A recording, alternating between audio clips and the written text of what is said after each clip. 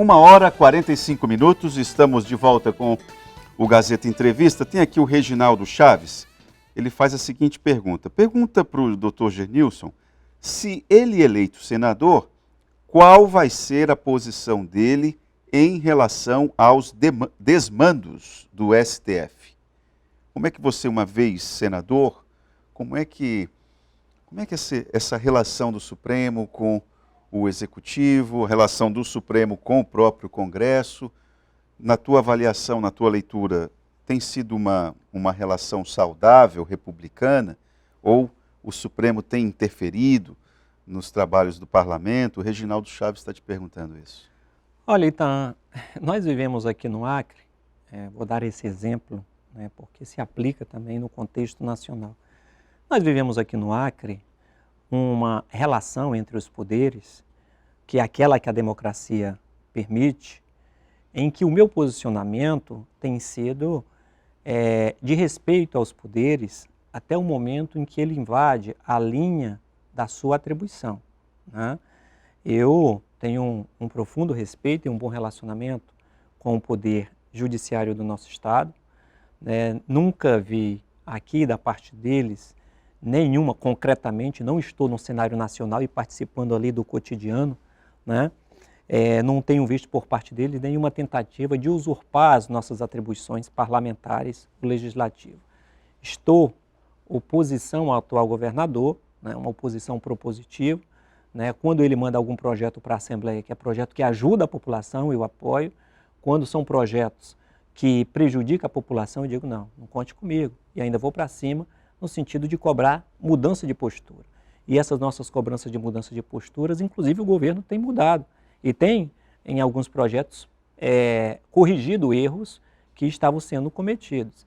Então a minha postura vai ser essa, vai ser de, sempre que o poder judiciário, o STF, tiver trabalhando dentro das suas atribuições, trabalho deles. Agora, na hora que quiser usurpar as nossas atribuições legislativas, eu irei me posicionar. Bom, eu quero aproveitar essa pergunta do Reginaldo e fazer uma espécie de combo de perguntas, um combo de perguntas, um conjunto, uma ruma de perguntas em uma só. Eu queria que você aproveitasse esse espaço para você se posicionar, Genilson, em alguns temas que nós da comunidade, e aqui eu quero ser aqui uma espécie de porta-voz, me arvorar essa condição, é quase uma arrogância da minha parte, né? Mas temas como aborto, questões relacionadas a gênero, consumo de droga, liberação de drogas, que esses assuntos podem até não fazer parte da nossa relação de urgências, não é? Mas eu queria que você se posicionasse, porque as pessoas, vez por outra, cobram um posicionamento do parlamentar em relação a isso, não é? Eu queria que você se posicionasse para que as pessoas entendessem o que você pensa sobre esses assuntos. Olha, então, esses são assuntos, desde o ponto de vista da sua importância, que eles representam a ansiedade em alguns grupos sociais, que de fato querem saber o que o parlamentar, o que o político pensa acerca deles.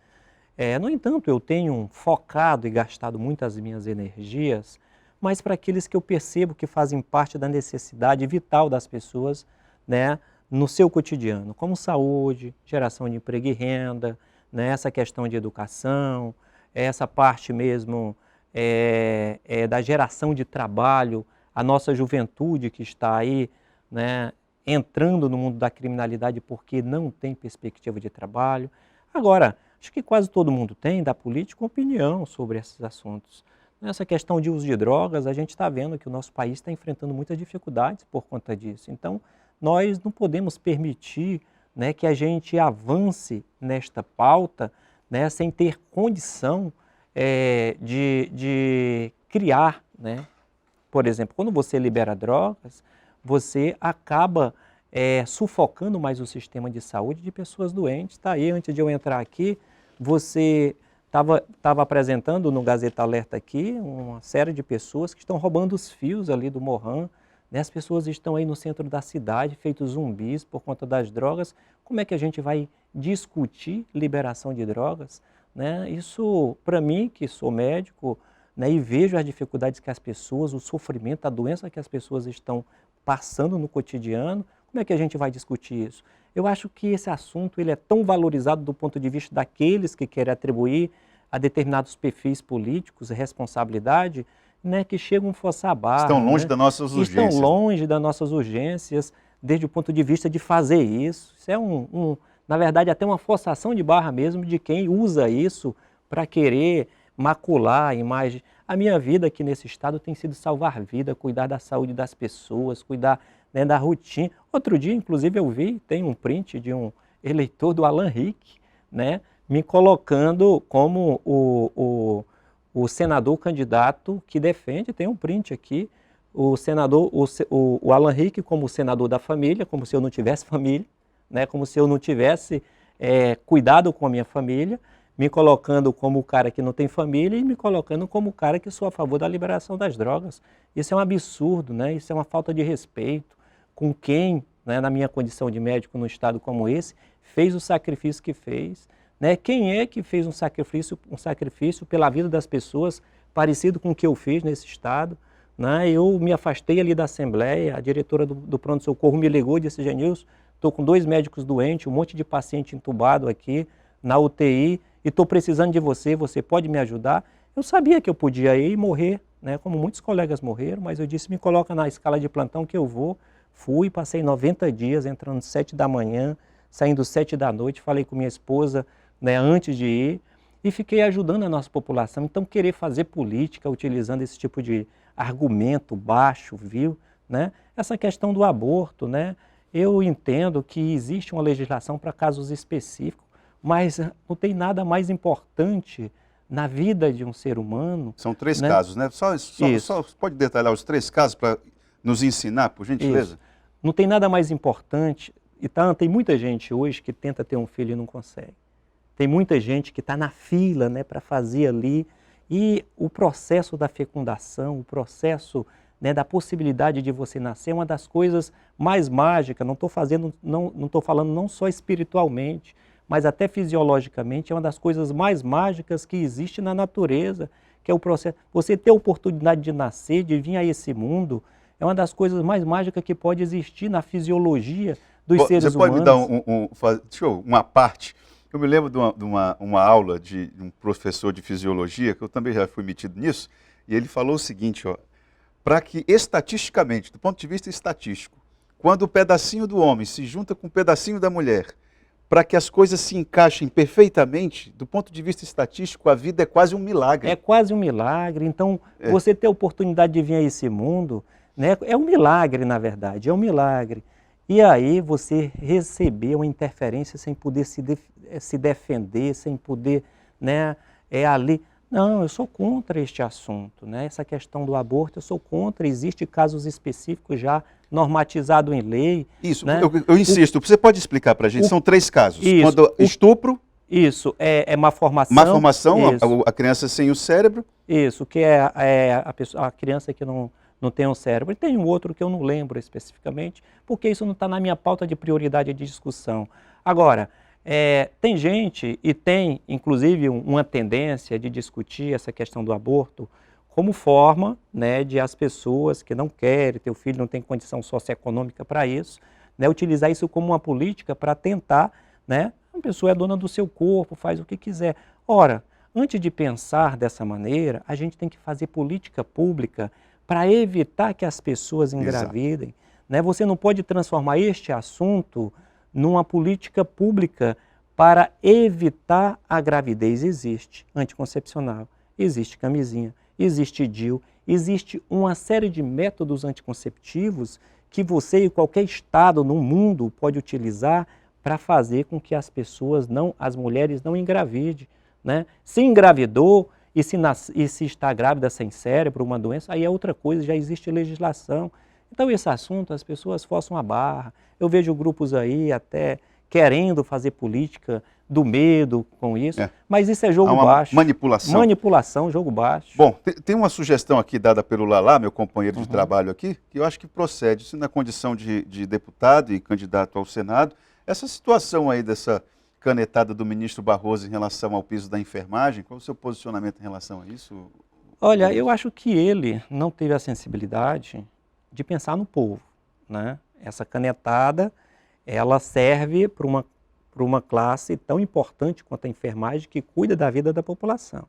Mas quando é para levar aumento para estratos mais elevados da sociedade, essas canetadas não existem. Inclusive então, o próprio Supremo. Né? O próprio Supremo. Então, o senador Genilson Leite, lá em Brasília, vai lutar para que esse teto, né, para que esse aumento possa existir.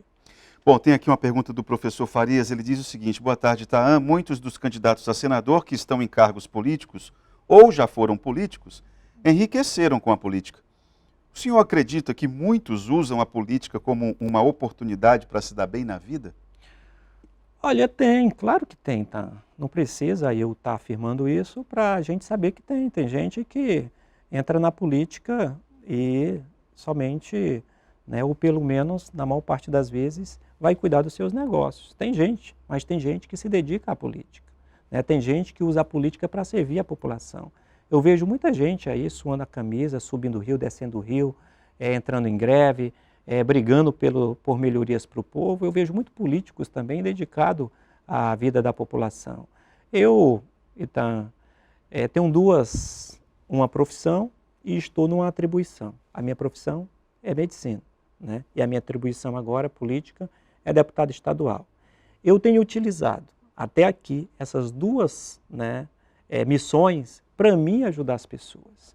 Né? Agora na pandemia, Itaã, se eu tivesse tirado a pandemia para ganhar dinheiro, eu tinha terminado a pandemia rico, né? Mas eu não ganhei um centavo na pandemia porque eu entendia que nós estamos vivendo um momento de muita dificuldade na nossa população, que era uma questão de vida. Não cobrei um centavo de ninguém para mim fazer uma consulta, para me atender, para me ir na casa. Alguém está te olhando aqui, né? Te ouvindo, falando, você já estava em campanha. No período da pandemia? Sim, com esse raciocínio. Não estava, porque isso não é uma coisa de agora. Isso é uma coisa desde a minha formação. Sabe onde foi o meu primeiro trabalho quando eu me formei? Foi no Haiti. Os haitianos votam naquele terremoto, quando os haitianos, né, passaram por toda aquela situação, matou milhões de pessoas lá, me ligaram dizendo, estamos precisando de médico voluntário para ir para o Haiti. Eu fui para o Haiti. Os haitianos votam no Acre? Não votam. O pessoal de Brumadinho vota no Acre quando caiu a barragem, né? E você foi lá? Eu fui para lá ajudar, porque estava faltando médico e me convidaram. Eles não votam no Acre. Quando eu vou nas cabeceiras do Rio Muru, o Rio Tejo, que é um afluente do Rio Juruá, lá atender uma pessoa que talvez eu nunca mais veja ela, você acha que eu vou saber se ela vai votar em mim ou não? Claro que não. Então isso faz parte da minha natureza. Eu nasci nas beiras de rio e sei o que é você passar... Qual rio você nasceu? Rio Muru, lá no Seringal Mucuripe.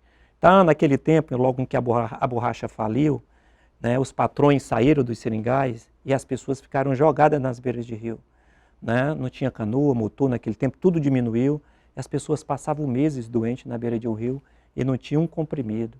Né? As pessoas passavam meses sentindo dor de dente e não tinham um dentista. Né? Então eu sei o que é isso. E toda vez que eu tenho a oportunidade de pegar os meus equipamentos, pegar as pessoas que trabalham comigo e subir esses rios atendendo a nossa população, eu faço isso. Outro dia eu cheguei na cabeceira do Rio Muru e tinha uma senhora que estava grávida de 7 meses. Depois de muito tentar, estava grávida de 7 meses esperando o filho.